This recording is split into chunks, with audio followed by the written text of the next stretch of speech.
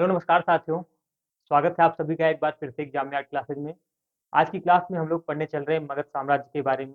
पिछली क्लासेज में मैंने आप लोगों को बौद्ध धर्म, जैन धर्म, वैदिक सभ्यता, सिंधु घाटी सभ्यता और ऐतिहासिक काल के विभाजन के बारे में बहुत सारी क्लासेज आप लोगों को प्ले लिस्ट में दी हुई है। और डिस्क्रिप्शन में भी नीचे आप लोगों को लिंक डाल दूंगा, आप लोग वहाँ से देख लीजिएगा अगर नहीं देखे होंगे तो। आइए हम लोग बात करते हैं मगध साम्राज्य के बारे में। तो आप लोगों को पता है कि मगध साम्राज्य पे जो 7 वंशों राजवंशों ने शासन किया, उनके बारे में हम लोग एक एक करके जानेंगे। तो मगध साम्राज्य की बात की जाए तो सबसे पहले बात आती है बृहद्रथ वंश की।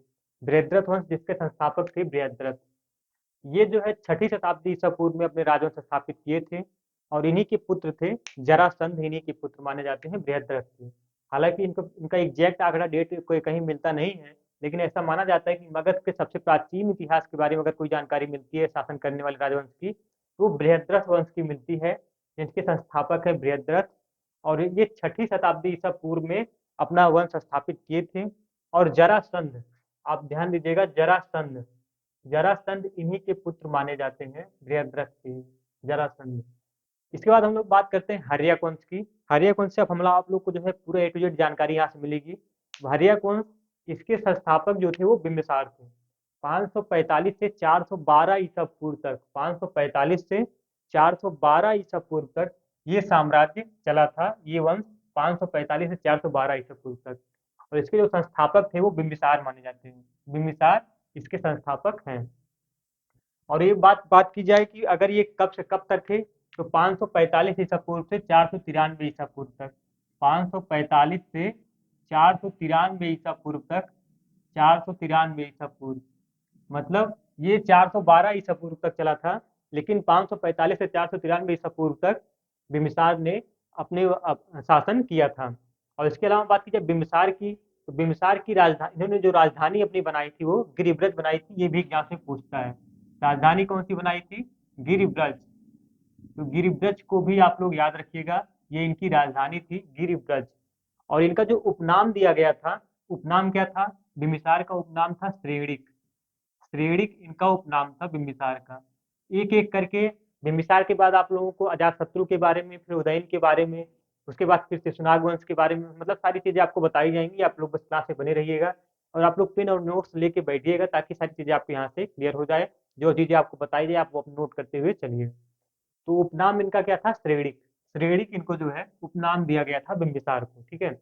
और राजगृह नामक एक नवीन नगर की स्थापना इन्होंने की थी। अभी आगे आप पढ़ेंगे राजगृह। तो राजगृह नामक नगीन नवीन नगर की स्थापना किसने की थी? बिम्बिसार ने की थी। इसको भी आप नोट करते हुए चलिएगा। और ये बिम्बिसार जो था ये बौद्ध धर्म का बहुत बड़ा अनुयायी था। महावीर जैन धर्म, बुद्ध, गौतम बुद्ध को बेलवन विहार इसी बिम्बिसार ने ही दिया था। बेलवन विहार जो उपहार में मिला था बुद्ध को, इसी ने दिया था बिम्बिसार ने।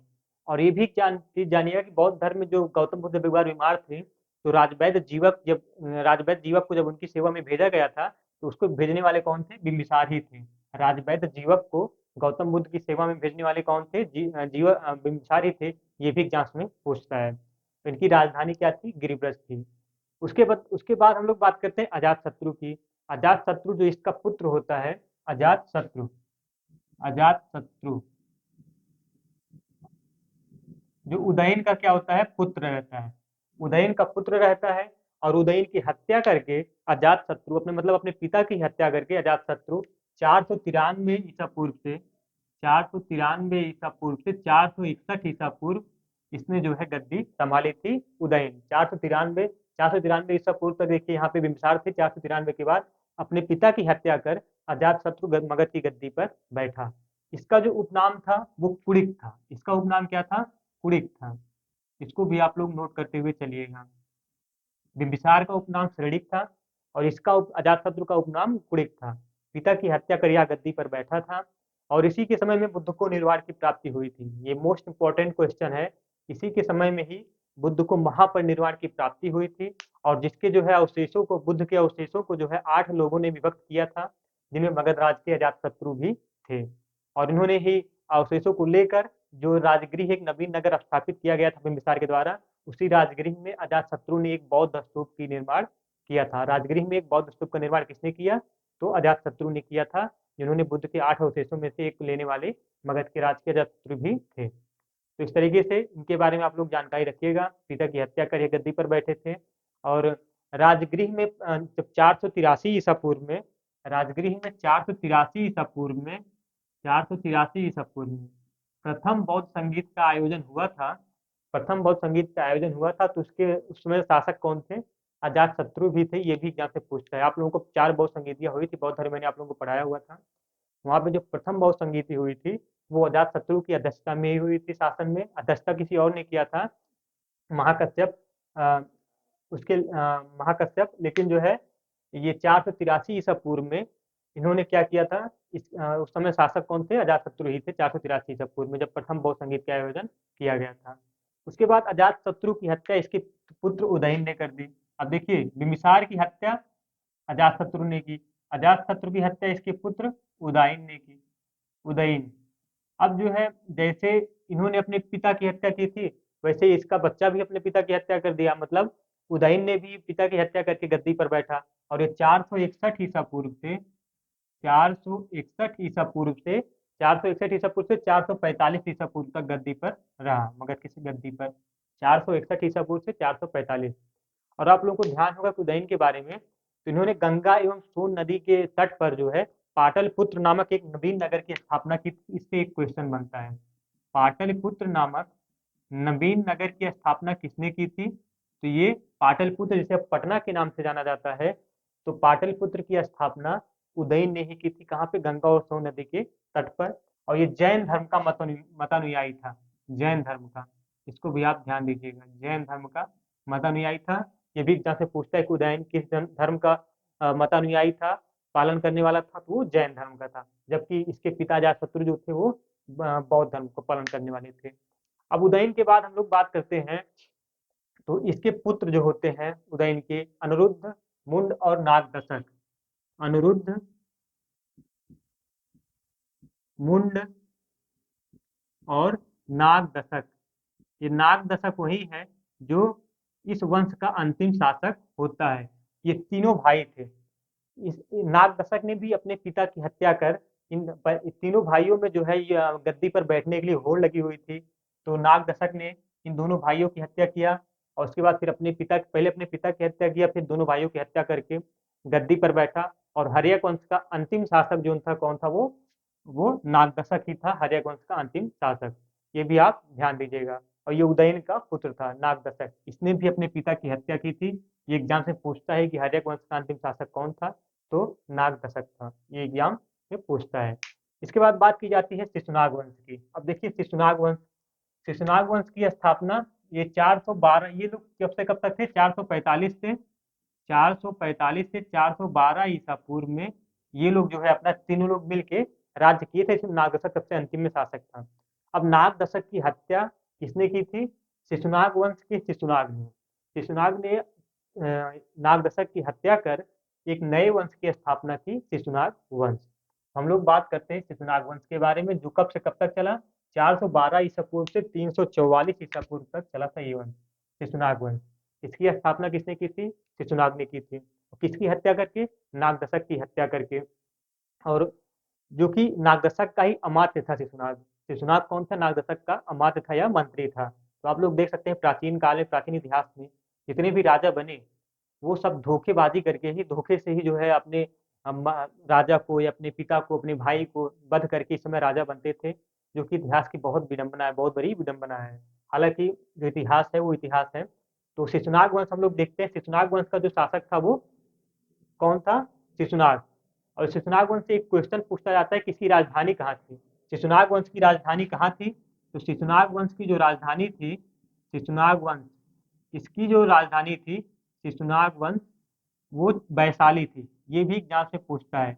इसने पाटलिपुत्र से जो है अपनी राजधानी ट्रांसफर करके कहाँ पे की थी? वो वैशाली में की थी। और उदयन उदयन जो था वो, उदयन इसने पाटलिपुत्र को नामक नया नगर बसाया था और उसको अपना राजधानी बनाया था। उसी के बाद लेकिन ये शिशुनाग जो था ये नए वंश की स्थापना करता है। तो पाटलिपुत्र से अपनी राजधानी कहाँ स्थानांतरित कर लेता है? वो वैशाली स्थानांतरित कर लेता है। क्योंकि जब भी कोई नया राजा बनता था तो जानता था कि पुराने जगह पे जहाँ पे हम राजधानी थी रहेगी, वहाँ पे जो पुराने राजा थे उन्हीं के ज़्यादातर लोग रहते हैं, उन्हीं की प्रशासन चलती है। इसलिए लोग जब धोखे से हत्या करके राजा बनते थे तो तुरंत अपनी राजधानी को कहीं और चेंज करते थे, वहाँ अपने लोगों को इकट्ठा करते थे, अपने लोगों को वहाँ पे रखते थे, नए तरीके से शासन प्रशासन चलाते थे। तो शिशुनाग ने भी जो है पाटलिपुत्र से अपनी राजधानी कहाँ पे स्थानांतरित की? वैशाली में स्थानांतरित की। उसके बाद कालाशोक जो आया, शिशुनाग वंश में ही एक नया राजा आया, कालाशोक। कालाशोक, जिसे काकवर्ण भी कहा जाता है। कालाशोक को पुराणों में काकवर्ण कहा जाता है। इसने अपनी राजधानी को पुनः वैशाली से कहाँ पे लाया? पाटलिपुत्र में। इसने अपनी राजधानी को वैशाली से पुनः पाटलिपुत्र में लाया। ये क्वेश्चन एग्जाम्स में पूछा जाता है कि शिशुनाग वंश का कौन सा शासक अपनी राजधानी पाटलिपुत्र में लेके आया था? तो वो कालाशोक था। इसी के समय वैशाली में द्वितीय बौद्ध संगीति का आयोजन हुआ था। ये मोस्ट इंपॉर्टेंट क्वेश्चन है। इसी कालाशोक के समय 383 ईसा पूर्व, 483 ईसा पूर्व पहला हुआ था और 383 ईसा पूर्व में द्वितीय बौद्ध संगीत का आयोजन हुआ था। किसके समय में? कालाशोक के समय में ही हुआ था। ठीक है, ये इंपॉर्टेंट आप लोग ध्यान दीजिएगा। और इस वंश का अंतिम जो शासक था वो नंदिवर्धन था। नंदिवर्धन इस शिशुनाग वंश का अंतिम शासक था। इसको आप लोग ध्यान दीजिएगा। नंदिवर्धन वर्धन की हत्या कर महापद्मानंद ने नंदिवर्धन की हत्या कर एक नए वंश की स्थापना की। कौन से वंश की? नंद वंश की, जो कि कब से कब तक चला? 344 ईसा पूर्व से 322 ईसा पूर्व चला महापद्मानंद का ये वंश। और महापद्मानंद को पुराणों में क्या कहा जाता है? कहा जाता है कि एक शूद्र शासक थे। महापद्मानंद को कहा जाता है कि ये एक शूद्र शासक थे, ऐसा इनकी उत्पत्ति मिलती है। कहीं कहीं पर मिलता है कि एक क्षत्रिय थे, कहीं कहीं पर मिलता है कि ये एक शूद्र थे, लेकिन ज्यादातर जो विवरण निकल के आए हैं महापद्मानंद के, वो एक शूद्र शासक के रूप में उभर कर आए हैं। और महापद्मानंद के 8 पुत्र थे। महापद्मानंद के 8 पुत्र थे। ऐसा कहा जाता है कि महापद्मानंद के 8 पुत्रों में से जो एक अंतिम पुत्र थे वो घनानंद थे। घनानंद घनानंद जो थे वो महापद्मानंद के 8 पुत्रों में से एक थे। और इस वंश के अंतिम जो राजा थे वो घनानंद थे। घनानंद, और जिसे जो है जो घनानंद था ये सिकंदर का समकालीन था। जो सिकंदर महान था उसका ये समकालीन था। और इसी को जो है इसी से घनानंद की हत्या कर जो है चंद्रगुप्त मौर्य ने एक नए वंश की स्थापना की, जिसका नाम था मौर्य वंश, जो 323 ईसा पूर्व से 184 ईसा पूर्व चला था। अब सिकंदर जो था वो घनानंद का समकालीन था। तो हम लोग यहाँ पे सिकंदर के बारे में थोड़ा सा बात कर लेते हैं। सिकंदर कौन था? तो सिकंदर सिकंदर सिकंदर महान, जो कि 356 ईसा पूर्व में जन्म हुआ था जिसका। 356 ईसा पूर्व में इसका जन्म हुआ था सिकंदर का, 356 ईसा पूर्व में। और मेसिडोन के छत्रप, मेसिडोन का जो छत्रप था फिलिप सेकेंड, फिलिप द्वितीय का पुत्र था सिकंदर। ठीक है, और ये अरस्तु का शिष्य भी था सिकंदर। कभी कभी एग्जाम में क्वेश्चन पूछा जाता है। इसका जो सेनापति था वो सेलुकस निकेटर था। सेलुकस निकेटर, इससे क्वेश्चन बनता है। सेलुकस निकेटर कौन था? तो सेलुकस निकेटर इसका सेनापति था। जबकि अगर जल सेनापति की बात की जाए कि सिकंदर का जल सेनापति कौन था, तो निर्याकस था। इसको भी आप ध्यान दीजिएगा। निर्याकस जो था वो, निर्याकस ये जल सेनापति था। और थल सेनापति कौन था? Seleucus Nicator. भारत विजय का अभियान इसने कब शुरू किया था? भारत विजय का अभियान इसने 326 ईसा पूर्व में भारत विजय का अभियान शुरू किया। और उसके बाद ये भारत विजय अभियान के स्वरूप जो इसका पहला सबसे बड़ा युद्ध हुआ वो हाइडेस सीज का युद्ध, हाइडेस सीज का युद्ध, या हाइडे हाइडेस सीज हाइडेस सीज का युद्ध, या इसी को झेलम वितस्ता का युद्ध कहा जाता है। जिसे किसके साथ लड़ा गया था? पूरस पूरस के साथ लड़ा गया था। पुरु या पूरस के साथ लड़ा गया था, जिसमें पूरस की हार हुई थी। लेकिन पूरस इतनी बहादुरी से लड़ा था कि सिकंदर इससे जो है बहुत खुश हुआ था पूरस की बहादुरी से। और इसको जो पूरस के द्वारा जो हार हुई थी, जो क्षेत्र जो है सिकंदर ने जीता था, वो सारे क्षेत्र पूरस को सिकंदर ने वापस कर दिया और पूरस से एक मित्रता स्थापित कर ली। ऐसा इतिहास में लिखा हुआ है, वर्णन दिया गया है कि पूरस जो था बहुत बहादुरी से लड़ा था। एकमात्र ऐसा शासक था जो सिकंदर से बहुत बहादुरी से लड़ा था। लेकिन बहादुरी से प्रसन्न होकर सिकंदर ने इसके सारे राज्य जो थे वो क्षेत्र वापस कर दिए थे, जीते हुए क्षेत्र। इसके बाद बात की जाए, सिकंदर जो था, जब ये इसके बाद ये ब्यास नदी पर पहुंचता है, इसकी सेना जो थी, इस युद्ध के बाद इसकी सेना कहाँ पे पहुंचती है? ब्यास नदी पर। ब्यास नदी पर पहुंचती है, जहां पर इसकी सेना ने इस नदी को पार करने से मना कर दिया। जब इस नदी को पार करने से मना कर दिया तो सिकंदर अंत में क्या किया?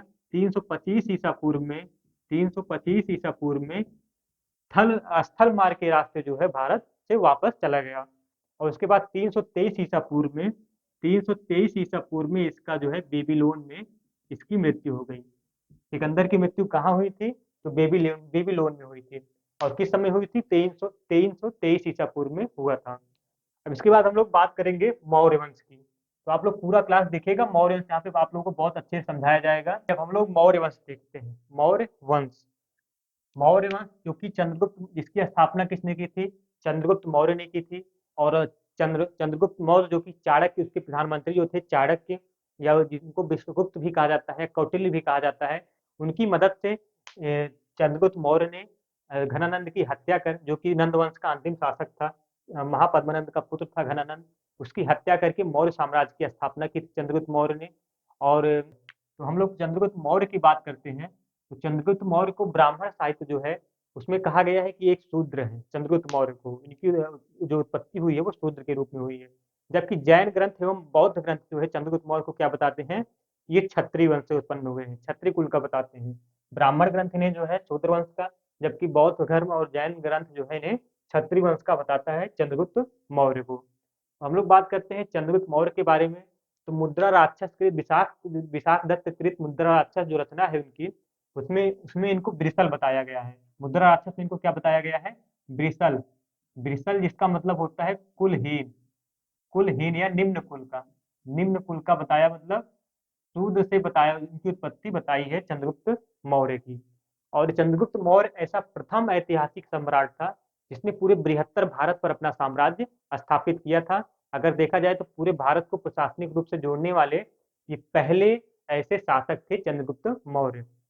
और इनकी जो इनका जो शासन है वो पूरे भारत पर दिखता है, चाहे वो दक्षिणी प्रांत हो, चाहे पश्चिमी प्रांत हो, चाहे पूर्वी उत्तरी कोई भी प्रांत हो, बृहत्तर भारत पर पूरा अपना शासन स्थापित करने वाले ये भारत के पहले ऐतिहासिक सम्राट थे। जस्टिन जो एक इतिहासकार थे, चंद्रगुप्त मौर्य के बारे में ही जस्टिन ने इन्हें सैंड्रोकोट्स की तुलना दी है। सैंड्रोकोट्स, सैंड्रोकोट्स की तुलना, सैंड्रोकोट्स, जस्टिन ने सैंड्रोकोट्स और सिकंदर महान की भेंट का उल्लेख अपने ग्रंथों में किया है, जिसे जो है विलियम जोन्स ने सैंड्रोकोट्स को क्या कहा है? चंद्रगुप्त मौर्य से तुलना की है। बताया कि जो जस्टिन ने सैंड्रोकोट्स और सिकंदर महान का उल्लेख किया है, वो सैंड्रोकोट्स कोई और नहीं बल्कि कौन है? चंद्रगुप्त मौर्य है, ऐसा विलियम जोन्स ने कहा है। तो विलियम जोन्स ने सैंड्रोकोट्स को क्या बताया है? सैंड्रोकोट्स को चंद्रगुप्त मौर्य से तुलना की है कि चंद्रगुप्त मौर्य ही थे। जबकि सैंड्रोकोट्स किसने कहा था? वो सैंड्रोकोट्स जस्टिन ने कहा था। और इनकी पुत्री जो थी मतलब जो सेलुकस था, जो कि यूनानी शासक था, 305 ईसा पूर्व में सेलुकस से इनका युद्ध हुआ था चंद्रगुप्त मौर्य का। 305 ईसा पूर्व में सेलुकस से इनका युद्ध हुआ था, सेलुकस से 305 ईसा पूर्व में, 305 ईसा पूर्व में चंद्रगुप्त मौर्य से सेलुकस का युद्ध हुआ था, जिसमें सेलुकस की हार हुई। तो दोनों में संधि हुआ, संधि हुआ तो जिसमें सेलुकस को अपनी पुत्री हेलना से चंद्रगुप्त मौर्य से शादी करना पड़ा। और शादी करना पड़ा तो दहेज स्वरूप जो है 500 हाथी पुरस्कार में मिले थे चंद्रगुप्त मौर्य को। और कुछ दो चार क्षेत्र जो है अपना सेलुकस द्वारा चंद्रगुप्त मौर्य को सौंपे गए थे। तो इस तरीके से आप लोग इसको याद करिएगा। सेलुकस जो युद्ध हुआ था 305 ईसा पूर्व में, उसमें सेलुकस ने अपनी पुत्री का विवाह चंद्रगुप्त मौर्य से किया था। पुत्री का नाम था हेलना। कभी कभी ये भी एग्जाम से पूछता है। और कितने हाथी उपहार में दिए थे सेलुकस ने? तो 500 हाथी उपहार में दिए थे और चार चार क्षेत्रों को उपहार में दिया था। तो ये चंद्रगुप्त मौर्य के बारे में इतना आप जानिएगा। और चंद्रगुप्त मौर्य की बात की जाए इनकी मृत्यु की, तो जो बहुत जैन जैन धर्म के जो साधु थे भद्रबाहु, भद्रबाहु के द्वारा ये जैन धर्म की दीक्षा लेकर श्रवण बेलगोला, जो कि जैन धर्म मैंने आप लोगों को बताया था कि एक स्थान है श्रवण बेलगोला, जो कि मैसूर के कर्नाटक में है, वहां पे स्थित है चंद्रगिरी की पहाड़ियां। और चंद्रगिरी की पहाड़ियों पर इन्होंने क्या किया था? 298 ईसा पूर्व में, 298 ईसा पूर्व में अपने प्राण उपवास के द्वारा त्याग दिए थे। अपने प्राण जो थे वो उपवास के द्वारा द्वारा त्याग दिए थे। और उपवास की इस विधि को क्या कहा जाता है? संलेखना। संलेखना, ये जो जैन धर्म में एक प्रथा है संलेखना, या इसी को संथरा संथारा भी कहा जाता है। संथरा, संथारा, ठीक है। तो संलेखना या संथारा किसे कहा जाता है? मतलब जैन धर्म में संथारा नहीं संथरा है। तो जैन धर्म में जो है, जब आप लोग पढ़े होंगे कि मैंने बताया था जैन धर्म में कि जो उपवास के द्वारा मृत्यु जो है लोग ग्रहण करते थे, उस क्रिया विधि को ही संलेखना या संथरा कहा जाता है जैन धर्म में। जो कि कहाँ पे किया जाता है? श्रवण बेलगोला, जो कि जैन धर्म का सबसे बड़ा केंद्र है। भक्ति का केंद्र है, आस्था का केंद्र है श्रवणबेलगोला, जो कि मैसूर कर्नाटक में है। वहाँ पे लोग जो है उपवास के द्वारा अपने शरीर को त्याग करते थे। उस विधि को क्या कहा जाता था? संलेखना या संथरा। अब चंद्रगुप्त मौर्य की बात की जाए तो हम लोग बात करते हैं बिंदुसार की, जो इनके पुत्र माने जाते हैं। चंद्रगुप्त मौर्य के बाद बिंदुसार, जो चंद्रगुप्त मौर्य के ही पुत्र माने जाते हैं, उन्हीं के पुत्र हैं ही। तो चंद्रगुप्त मौर्य के उत्तराधिकारी हुए थे, जो 298 ईसा पूर्व से 298 ईसा पूर्व से 272 ईसा पूर्व तक इन्होंने शासन किया था। 298 से 272 ईसा पूर्व तक। इन्हें अमित्र घात के नाम से भी जाना जाता है। अमित्र घात। अमित्र घात जो होता है, इसका मतलब होता है शत्रु का नाश करने वाला, शत्रु का नाश करने वाला। वायु पुराण में इन्हें भद्रसार कहा गया है और जैन ग्रंथों में सिंहसेन। भद्रसार इनको कहाँ कहा गया है? वायु पुराण में। और सिंहसेन कहाँ कहा गया है? सिंहसेन जैन ग्रंथों में। तो दोनों को आप नोट कर लीजिएगा। ये भद्रसार, इनको वायु पुराण में भद्रसार कहा गया है, और जबकि जैन ग्रंथों में सिंहसेन कहा गया है। ये भी एग्जाम में पूछता है। और जो स्ट्रैबो के इतिहासकार है, उसके अनुसार जो है यूनानी शासक एंटियोकस ने डाइमेकस नामक एक राजदूत बिंदुसार के राज्य में भेजा था। डाइमेकस डाइमेकस नामक एक राजदूत किसने भेजा था बिंदुसार के राज्य में? तो यूनानी शासक जो थे वो एंटियोकस ने भेजा था। ये भी एग्जाम से पूछता है। भी हाल ही में कोई एग्जाम हुआ था एसएससी जीडी का, जीडी में एक क्वेश्चन पूछा हुआ था डाइमेकस को किसके दरबार में आया था, तो वो बिंदुसार के दरबार में आया था। और इसी डाइमेकस को ही मेगास्थनीज जो है, मेगास्थनीज का उत्तराधिकारी माना जाता है। ये भी एग्जाम में पूछता है। अब बिंदुसार के बाद हम लोग बात करने चल रहे हैं अशोक के बारे में। अशोक महान। अशोक के बारे में हम लोग बात करने चल रहे हैं कि अशोक कौन थे, उन्होंने कब से कब तक शासन किया। तो अशोक जो थे वो 269 ईसा पूर्व से 232 ईसा पूर्व तक शासन किए। वैसे कहा जाए तो 272 से ही 232 ईसा पूर्व 232 ईसा पूर्व ऐसा कहा जाता है कि अशोक ने जो है 272 ईसा पूर्व में जो यहाँ पे 272 है, 269 ईसा पूर्व में जो है सही से गद्दी प्राप्त की थी। क्योंकि उन्होंने एक वर्णन मिलता है सिंहली अनुश्रुति, सिंहली अनुश्रुति जो है मिलता है, सिंहली अनुश्रुति, सिंहली अनुश्रुति। ये क्वेश्चन कभी कभी पूछता है एग्जाम्स में। सिंहली अनुश्रुति के अनुसार अशोक ने अपने 99 भाइयों की हत्या करके गद्दी प्राप्त की थी, और उसने उन्हें ऐसा करने में 4 साल लग गया था, जिसकी वजह से इनका जो शुद्ध रूप से काल माना जाता है वो 269, 72 नहीं, 72 से 4 आप माइनस कर दीजिए, 269 से 232 ईसा पूर्व इनका शुद्ध रूप से काल माना जाता है। क्योंकि 4 साल तो इन्हें अपने 99 भाइयों की हत्या करने में निर्मम तरीके से, कहा जाए तो बहुत निर्मम दिन के थे। लेकिन बाद में इनके बारे में ही एक चीज कहा जाता है कि जब ये जो अशोक के 13 शिलालेख हैं, सभी शिलालेख, इससे पहले शिलालेख में पशुबल की निंदा की गई है, और 13वें शिलालेख में इनके कलिंग युद्ध के बारे में बताया गया है। 13वें शिलालेख में इनके कलिंग युद्ध के बारे में बताया गया है। कलिंग युद्ध, जिसमें कहा गया है कि कलिंग युद्ध जो है इतना भयानक था, जो कि 261 ईसा पूर्व में लड़ा गया था। कलिंग युद्ध जो था वो 261 ईसा पूर्व में लड़ा गया था, और ये इतना भयानक था कि इसमें लाखों लोगों की मौत हुई थी, लाखों लोगों की मौत हुई थी, जिससे जो है अ, अशोक का हृदय जो था वो परिवर्तन हो गया, हृदय परिवर्तन हो गया, जो कि 13वें शिलालेख में ही बताया गया है। मतलब कलिंग युद्ध के बारे में और हृदय परिवर्तन के बारे में आपको अशोक के 13वें शिलालेख के बारे में जानकारी मिलती है।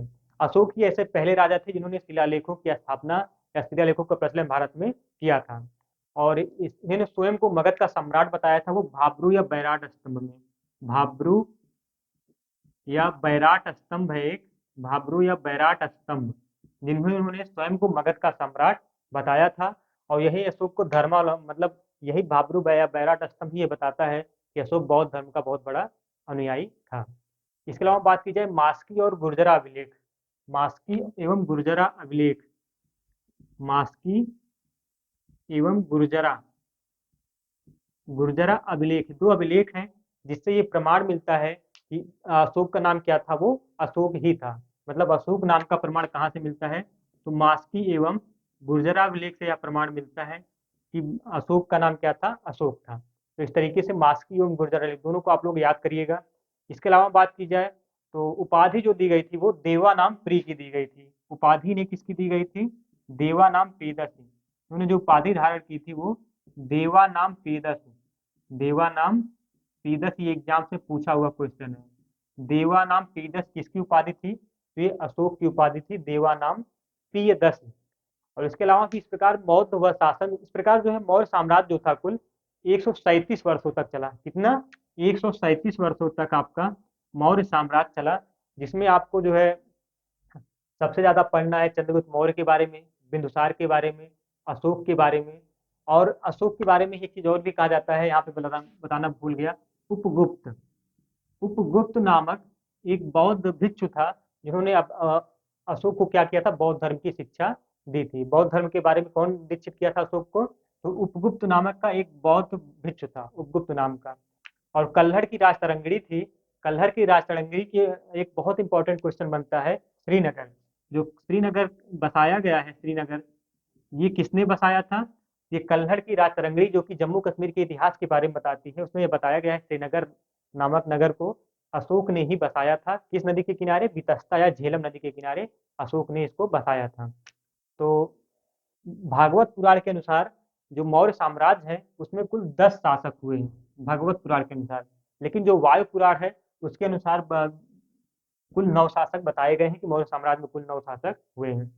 अब इसके अलावा जो है हम लोग आगे पढ़ेंगे शुंग वंश। ठीक है, तो मौर्य वंश का जो अंतिम शासक था वो बृहद्रथ था। वो बृहद्रथ था, बृहद्रथ, ये वाले बृहद्रथ नहीं, ये दूसरे बृहद्रथ हैं, जो कि मौर्य वंश के अंतिम शासक थे। और इनकी हत्या किसने की थी? पुष्यमित्र शुंग ने। पुष्यमित्र शुंग जो कि शुंग वंश की स्थापना किए थे, 185 से 73 ईसा पूर्व में ये वंश चला था, शुंग वंश। इनकी हत्या पुष्यमित्र शुंग ने करके एक नए वंश की स्थापना की, शुंग वंश। तो आइए हम लोग अब शुंग वंश के बारे में देखते हैं। 185 ईसा पूर्व में गद्दी पर बैठा था, 185 ईसा पूर्व में गद्दी पर बैठा था। और इसकी जो राजधानी थी, जो मोस्ट इंपॉर्टेंट क्वेश्चन यहाँ से पूछता है, राजधानी, तो राजधानी कहाँ थी? विदिशा थी। इसकी राजधानी कहाँ थी? विदिशा थी। और इस वंश का जो अंतिम शासक था वो देवभूति था। इस वंश का जो अंतिम शासक था वो देवभूति था। यहाँ से जो ज्यादा क्वेश्चन नहीं बनते, आपको मैं वही पढ़ाऊंगा जो ज्यादा कुछ जो क्वेश्चन बनाए जाते हैं। विदिशा इसकी राजधानी थी, यही क्वेश्चन एग्जाम से पूछता है इस वंश से लेके। और इस वंश का जो अंतिम शासक कौन था? वो देवभूति था। और प्रथम शासक कौन, संस्थापक कौन था? वो पुष्यमित्र शुंग था, पुष्पमित्र, पुष्पमित्र शुंग था, ये भी एग्जाम में पूछता है। और इसकी हत्या जो थी देवभूति की, जो इसका अंतिम शासक था, 73 ईसा पूर्व में किसने किया था? वासुदेव ने। वासुदेव ने इसकी हत्या जो है 73 ईसा पूर्व में करके एक नए वंश की स्थापना की, कन्न वंश। और कन्न वंश की स्थापना किसने की थी? वासुदेव ने। तो इस वंश के बारे में ज्यादा जानकारी नहीं मिलती है आप लोगों को। कन्न वंश 4 शासकों ने शासक किया था, कन्न वंश में 4 शासकों ने शासक किया था। और ये जो 73 ईसा पूर्व से 28 ईसा पूर्व तक चला था। 4 शासकों में वासुदेव, भूमित्र, नारायण और सुशर्मा। तो इस तरीके से सुशर्मा जो था, सुशर्मा, सुशर्मा इस वंश का अंतिम शासक था, जिसकी हत्या करके सातवाहन वंश की स्थापना की किसने? सिमुक ने। तो हम लोग अब बात करते हैं सातवाहन वंश की। सातवाहन वंश, जिसे आंध्र सातवाहन भी कहा जाता है, आंध्र वंश या आंध्र सातवाहन वंश, इसी को ही आंध्र वंश भी बोला जाता है। सातवाहन वंश को ही आंध्र वंश भी बोला जाता है। इसकी स्थापना किसने की थी? सिमुक ने की थी, 60 ईसा पूर्व से 240 ईसा पूर्व के मध्य। ठीक है, 60 ईसा पूर्व से 240 ईसवी, ना कि ईसा पूर्व। आप देखिए, जो ईसवी आता है वहां पे सबसे पहले किस वंश की स्थापना होती है? सातवाहन वंश की। तो इसने जो है बहुत ज्यादा समय तक शासन किया। और कर्ण वंशी जो सुशर्मा था, अंतिम शासक कर्ण वंश का, उसकी हत्या करके सुमुख ने इस वंश की स्थापना की थी। इसकी जो राजधानी थी सातवाहन वंश की, ये बहुत इंपॉर्टेंट है, एग्जाम से पूछता है, प्रतिष्ठान थी। क्या थी? प्रतिष्ठान। प्रतिष्ठान इसकी, जो कि महाराष्ट्र के औरंगाबाद जिले में पड़ता है। और कहाँ पे पड़ता है? गोदावरी नदी के तट पर पड़ता है। ये आंध्र सातवाहन वंशों की राजधानी क्या थी? प्रतिष्ठान थी। ये बार बार एग्जाम में पूछता है। और इसके जो प्रमुख शासक थे वो सिमुक थे, सातकर्णी थे। सिमुक, सिमुक के अलावा सातकर्णी, सातकर्णी या गौतम सातकर्णी, गौतम सातकर्णी। ठीक है, इसके जो प्रमुख शासक थे, सिमुक, सातकर्णी, गौतम सातकर्णी या यज्ञ श्री सातकर्णी। यज्ञ श्री सातकर्णी इसके प्रमुख शासक थे आंध्र सातवाहन वंश के, जिन्होंने बहुत लंबे समय तक शासन किया मगध साम्राज्य पर। सातवाहन शासकों ने ही सबसे पहले चांदी, तांबा, सीसा और कांसे की मुद्राओं का प्रचलन किया। मतलब चांदा, चांदी, तांबा कांसा और सीसा, इसकी जो मुद्राओं का प्रचलन था वो सबसे पहले किसने किया? सातवाहन वंशों ने ही किया था। मुद्राओं का प्रचलन, चांदी, तांबा, कांसा और शीशे की मुद्राओं का जो प्रचलन किया गया था वो सबसे पहले सातवाहन वंशों के द्वारा किया गया था। एग्जाम से क्वेश्चन बहुत बार पूछता है। और सबसे बड़ी बात ये होती है, जो ब्राह्मण को भूमि देने का अनुदान, मतलब ब्राह्मणों को भूमि अनुदान देने का जो काम सबसे पहले शुरू किया गया था, वो किसके द्वारा शुरू किया गया था? वो आंध्र सातवाहन वंश के द्वारा ही शुरू किया गया था, ब्राह्मणों को सबसे पहले भूमि देने, अनुदान देने का कार्य। तो इस तरीके से आप लोगों ने मौर्य साम्राज्य को, मगध साम्राज्य के बारे में पूरा जानकारी आप लोगों ने प्राप्त किया। कौन कौन से वंश ने कब कब शासन किया, उनके क्या क्या क्रियाविधि रही। इसके आगे आप लोगों को गुप्त वंश से संबंधित क्लास दी जाएंगी। आशा करता हूँ कि आप लोगों को क्लास अच्छा लगा होगा। आप लोग चैनल सब्सक्राइब कर लीजिएगा। प्राचीन इतिहास के जितने भी क्लासेज हैं इनको खत्म करके हम लोग बहुत जल्द ही मध्यकालीन इतिहास के बारे में जानकारी प्राप्त करेंगे। आप लोगों का बहुत बहुत शुक्रिया।